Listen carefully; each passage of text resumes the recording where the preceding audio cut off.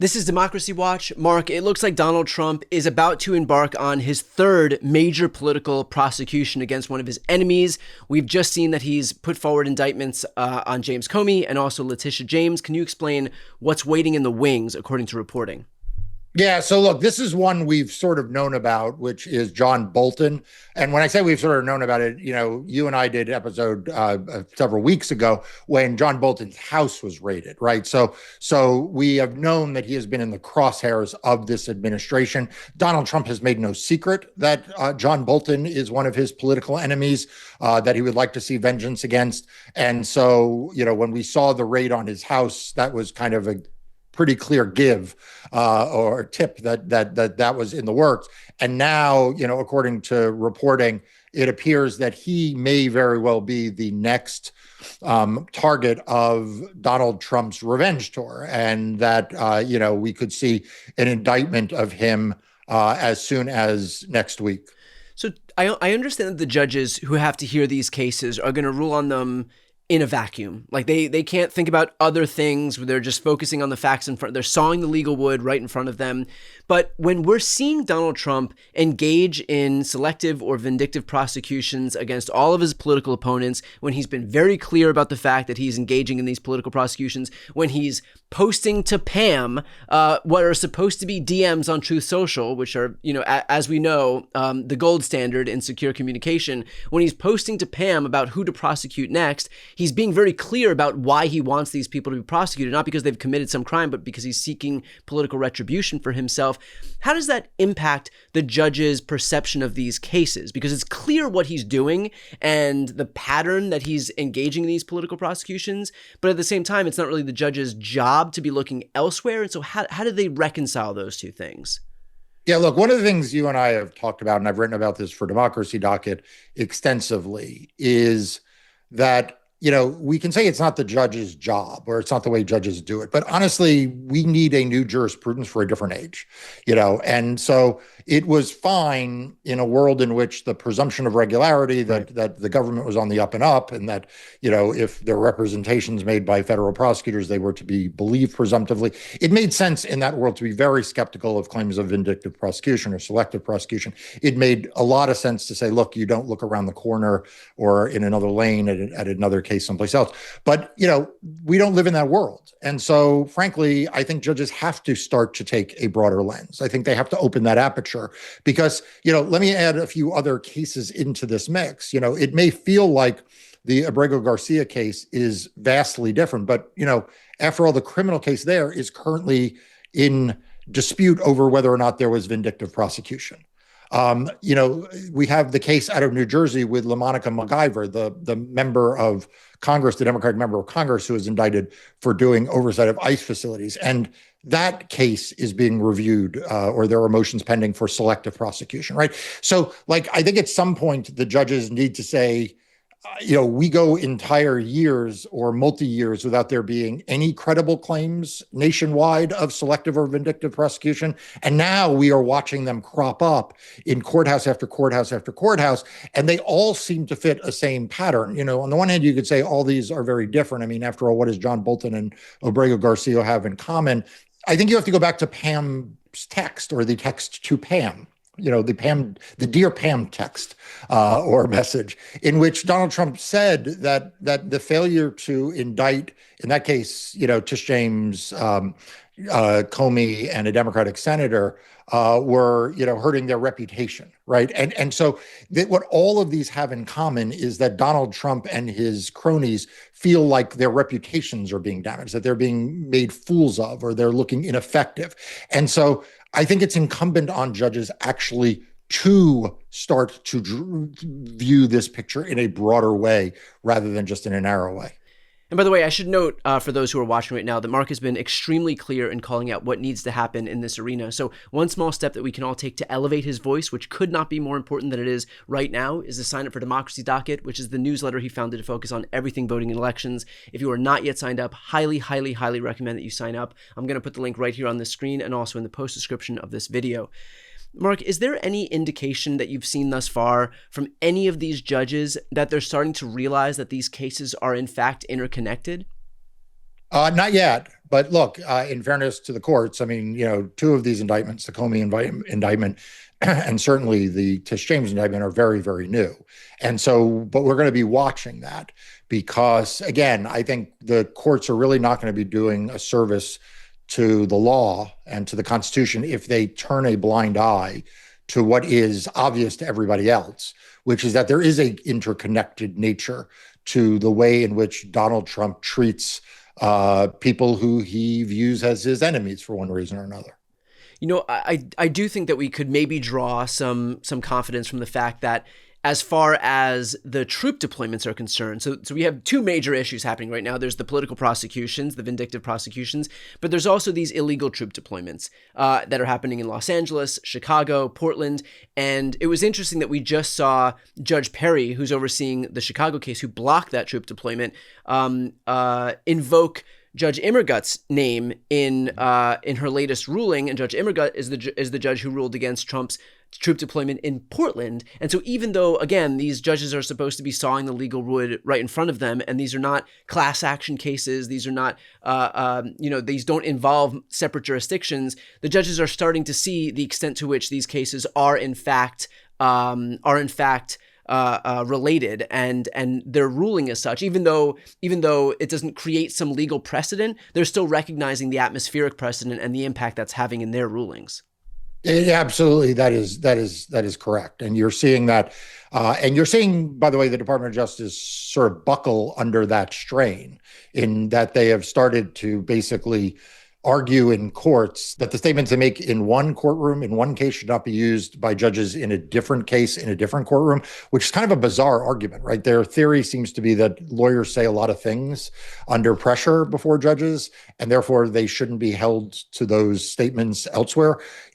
I'm old enough to remember when lawyers were required to tell the truth to judges, and therefore there wasn't this kind of like, well, under pressure, perhaps we just said some things standards. Yeah. But I think the judges are seeing through that in the troop deployment cases. But in some ways, and I want to give them credit for that, but in some senses, that's the easiest context because, a troop deployment in California and a troop deployment in Portland and a troop deployment in Chicago look a lot more similar than a mortgage fraud case in Virginia and a classified secrets case, which is what I'm assuming it is in Maryland. But, we really can't let off the hook in this discussion, the role of the lawyers in the Department of Justice, who are the ones who are defending these troop deployment cases, and they are the ones, who are making the criminal justice system work. And I think that we have kind of bought into this over-romanticized vision that there are, that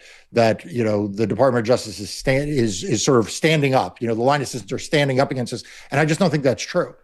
So I want to read put an excerpt right here on the screen from MSNBC's reporting about the impending prosecution or indictment of John Bolton.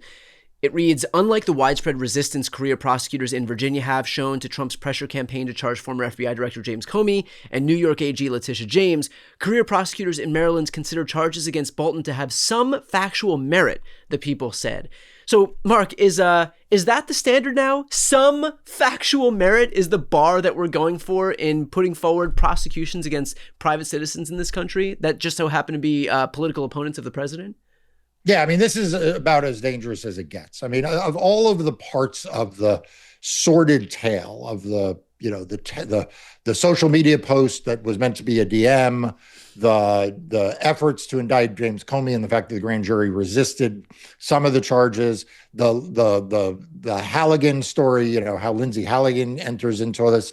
In some sense, the most dangerous thing is none of that. The most dangerous thing is that we have watched the Overton window shift in front of our eyes. And that quote that you put up, I think, gets to the heart of it. We have gone from, okay, if a case is total bullshit, if it's total bullshit, all right, maybe he gets indicted, but that's okay because eventually the person will get acquitted. Well, that was the shift that we saw with Comey, right? We saw this like, well, yes, a totally nonsensical bullshit case got indicted, but don't worry too much because he'll get acquitted. And that is unbelievably dangerous. And we've seen that also play out in the Tish James. But now this Bolton case, threatens to bring it even further, which is to say, okay, if it's not so much bullshit that there's literally nothing there, like it is just like made of smoke and mirrors, if there are any facts that somehow that justifies career prosecutors being comfortable with it, like we have actually slid so far down the road to authoritarianism. We have slid so far back from what the standard was under years and decades of federal prosecution. You know what the prosecution manual says for DOJ officials? What the real threshold is supposed to be? Yeah, they're not following it. I want to be clear about that. Like, they're not following it in under Pam Bondi. So it has effectively been repealed. But at least in writing, what has always been the standard and what is currently the standard is that a case should not be indicted unless the prosecutors have a good faith belief that there is evidence beyond a reasonable doubt that a jury would and a jury would convict. So in other words, like, yes, sure, a grand jury can indict a ham sandwich, but prosecutors are not supposed to bring cases unless they believe in good faith that a jury would convict based on evidence beyond a reasonable doubt. The quote you read is like, no, it's not that anymore. It is just that there are some plausible facts, some some modicum of facts in the case that may or may not point toward a prosecution. Yeah. So I want to show you a brief exchange that I had on MSNBC on exactly this point. We need to stop viewing this as the outlier and recognize this is now the normal. This is normal. Like, what is normal at the Department of Justice in October of 2025 is that the President of the United States will order the Attorney General or suggest to the FBI who he wants investigated and indicted, and they will comply.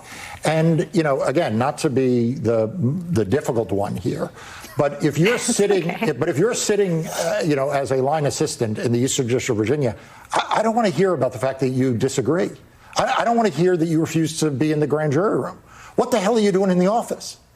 What you're doing in the office is you are still conveying a legitimacy to an office that is run by a woman right now who is, I think, probably been in grand jury rooms twice in her life. Once to indict James Comey and once now to indict Tish James. So, the authoritarians don't just rule by the handful of people at the top. They rule through the compliant, go along, get along of a whole lot of other people. And yes, I was one of those people who said, if you are a good government employee, don't resign. But the assumption was that they were going to stand up and they were going to speak out. They weren't going to sit quietly at their desk and try not to get called on. And right now, there are a whole lot of people in the executive branch who are just trying to keep quiet and not get called on. And those people need to either stand up and follow their oath, or else they need to get the hell out of the government. Can I push back on that for a second, Nicole? Please. I spend a lot of time talking to people in these offices or people who are veterans of these offices, and particularly at a time where we're in a government shutdown and people all over the country are suffering economically because they're not getting their paychecks, including furloughed employees who don't expect now to get back pay because the president has indicated he's going to violate that law as well. I do have some empathy for people who are the sole supporting member of their family's income. They have mortgages to pay. They have kids to put in daycare. There are a lot of people who want out desperately. That there's a reason that people talk to people like me and Carol Leonnig and Ken Delaney. It's because they do want out. They want to do the right thing. And at the same time, they're struggling to figure out how they're going to pay their bills day to day if they leave the Department of Justice. Because I don't know if you've noticed this, but the climate for law firms right now, other than yours and a few others, is not the greatest place in America to be. It's not easy to find a job, particularly if you're a person who resigned from the Department of Justice on principle. You are wearing a badge that makes you off limits to a whole lot of legal employers in this country, or at least one that signals to some legal employers you might be the albatross around their neck one day. And so I do have some empathy for people who are trying to figure out how to do the right thing. I agree with you that in principle, we should be encouraging people to get the heck out of the Department of Justice, particularly one that functions like this. And yet, at the same time, I know in this economy and this country, given the way that Trump has also weaponized his administration against the legal profession writ large, it's a very difficult position to be in. Look, I have empathy for everyone who is looking for a job in this economy. I will say my empathy for lawyers is less than my empathy for the people who are the receptionists. Just on the principle. Well, I mean, look, I mean, it is a hard economy for lawyers, but lawyers are not suffering the worst of the worst in this economy. And I would feel better about this circumstance if we were still in March or April or May. But we have known this is coming for a long time. I would come on your show in March and April and May and say that Paul Weiss is an absolute disgrace and why are the partners staying there? And some of them privately would call me and be like, I'm looking. Well, here we are, everyone. It's now October. There are still a law firm full of partners. And so, yes, may it take some time. We've had 2 indictments in the Eastern District of Virginia for those folks to find jobs. Sure.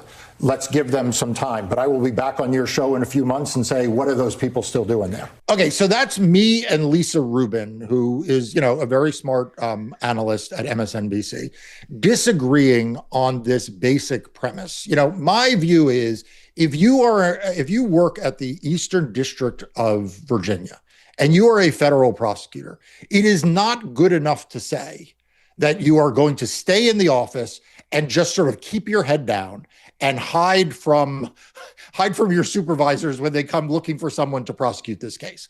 And, by extension, it is not good enough in Maryland, where presumably the Bolton case would be, to say, look, I can handle that case because there is some scintilla of evidence. Like at the point at which career prosecutors are just going along, getting along, and sort of compromising down these standards, then honestly, they should either resign, find other employment, or else do their fucking jobs. Yeah. But doing their fucking jobs is not lowering their standards. And, I understand what Lisa Rubin is saying is like, look, that's really easy for you to say, but it's a hard job market out there.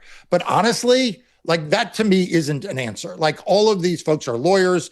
It may be a hard job market. Let's give them a month or 2 months. But it's very much like what people were saying about why people stay to the big law firms or why people, stay at these legacy media outlets that have capitulated and collaborated. At some point, you lose the excuse that you are not the one who is directly doing the capitulating and collaborating. You just work for them. And it is particularly dangerous in this area of criminal prosecution. Yeah. Could not have said that better. And that moral clarity that you just showed right there underscores why folks should be supporting Mark and his team and his work. So again, if you're not yet subscribed to Democracy Docket, I'm going to put that link right here on the screen and also in the post description. I'll also put the link to this channel so you can get more Democracy Watch episodes. If you're not yet subscribed to both, please do us a favor and subscribe. I'm Brian Tyler Cohen.